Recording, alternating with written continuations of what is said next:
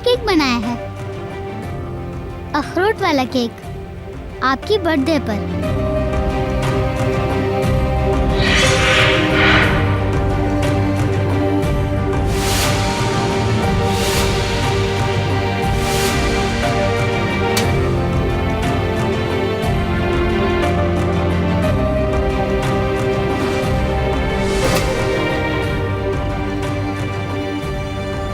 मम्मा, मम्मा।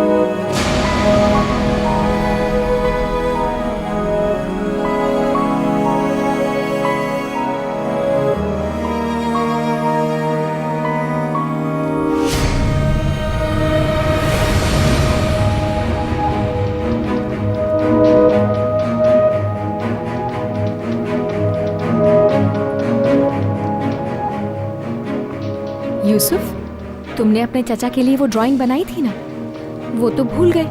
Cake काटने से पहले वो ले आते हैं। ठीक है, लेकर आता हूँ, लेकिन मेरे बगैर केक मत काटिएगा।